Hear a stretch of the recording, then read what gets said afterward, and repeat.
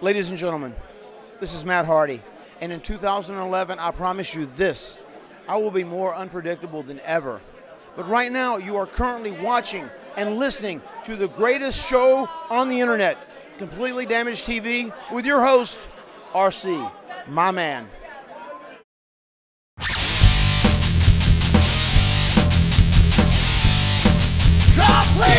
damaged!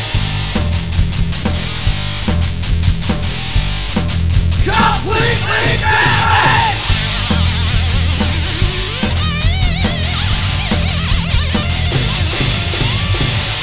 Welcome everybody to Completely Damaged. We are live here in Essington, PA, K&S Wrestlefest, and you're about to be completely damaged. Welcome everybody to Completely Damaged. I am RC, and right next to me, Chubby Dudley. Chubby, what a day at K&S Wrestlefest. This is like a family reunion. I've seen so many old faces I haven't seen in many, many years. I even seen some people from high school pop up. They're like, I saw you put up on Facebook, and they showed up. So it's a fun time. You are pretty foolish if you weren't out here today. So, Chubby, what are your goals for 2011 coming up? Food, eating, drinking, enjoying life, being happy, being merry, and then just enjoying good family, friends, and the world. And your thoughts on Completely Damaged for the new year? Oh, huge. It's going to be, what's the whole Paris thing? Huge. So there you go. It's going to be huge. Thank you, Chubby. Oh, you remember me, right? Former well-hung warrior Marc Smart? That's me. And you're here with RC on Completely Damaged. Damaged fans, I am here with first Axl Rotten. You guys loved the last interview we did. It was off the charts. I want to say that, you know, from me to you and from me to all the fans, thank you very much for the positive response, because being right here on this show shows that the wrestling fans truly care. And right to my right is Joel Gertner. Joel, thank you for your time. Thank you for having me. Now, what have you been up to? We're doing this and that, kind of, you know, whatever's clever, whatever comes around that makes sense. Something like this maybe a handful of times a year. I try to keep it special, and at the same time, you know, I love wrestling. So anytime I get an opportunity where it's convenient for me, it's mutually beneficial, it makes sense, and the fans get a chance to see me and hear me. If that's what they like, then that's what I love to do, so it works out for everybody. So I'm thrilled to be here. Now, describe your time in ECW and some of your favorite memories. Wait, stop. I want to interrupt because I want to talk about the times that I worked with this man. And Joel, we're talking hundreds of times. Hundreds.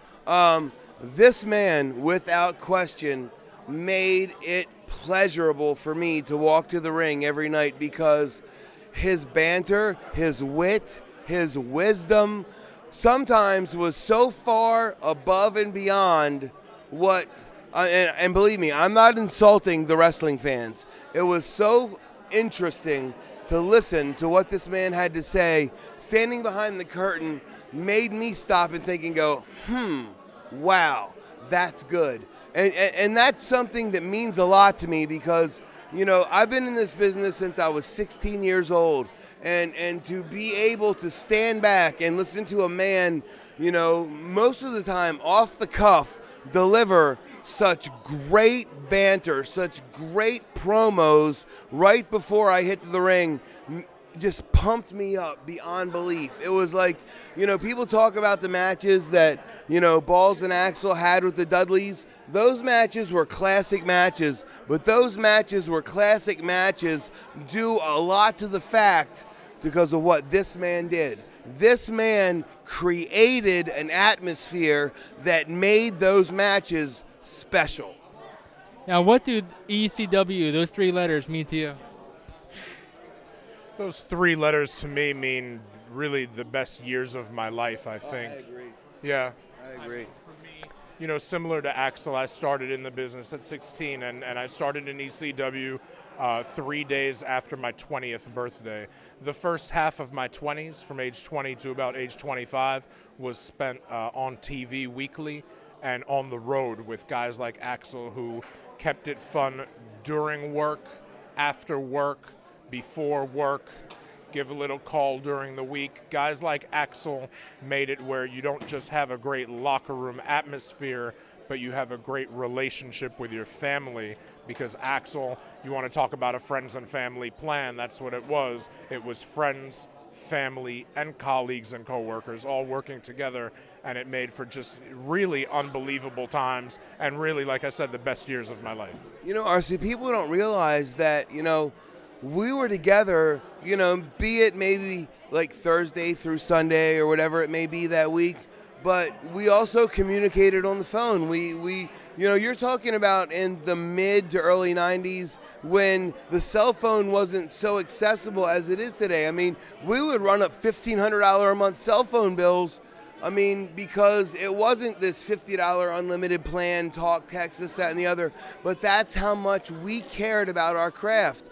I mean, we went out there, and on those pay-per-views, you know, the stuff that he would say, you know, and I'm sure Joel would be the first to tell you, he and I talked a lot. A lot of the stuff that he would say was stuff that I would talk about. We would bring up banter together because we were on that wavelength because of, you know, the old sit on my pelvis and let me show you the shit that killed Elvis. There were times where we would go out there and try to keep each other amused and pop each other. And like Axl was just saying, you know, Axl one time used a phrase in the locker room, wow, man, that's the shit that killed Elvis. You know, somebody gave somebody a finisher or something. He said, that's the shit that killed Elvis. So what I would do is, without telling him I was going to do it, in my next promo a week later, if he's out there, I'm out there on the stick and I'm talking about sit on my pelvis. It'll feel like the shit that killed Elvis. And he wouldn't even know it's coming. I didn't know it was coming, and this is in front of 3,000 or 4,000 people, and it popped me huge.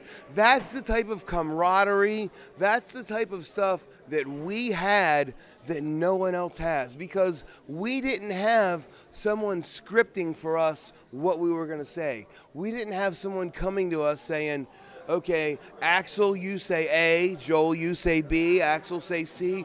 We bantered and we worked off of one another. That's why it was genuine. That's why it was great. That era will never be repeated again. That era of true professionalism, of being a really great promo man, and I'm not bragging, I'm telling the truth.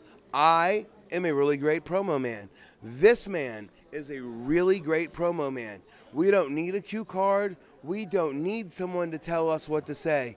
And to be completely honest, these kids today will never have the ability to do what Joel Gertner and Axl Rotten had the ability to do. And we are blessed to have had that honor.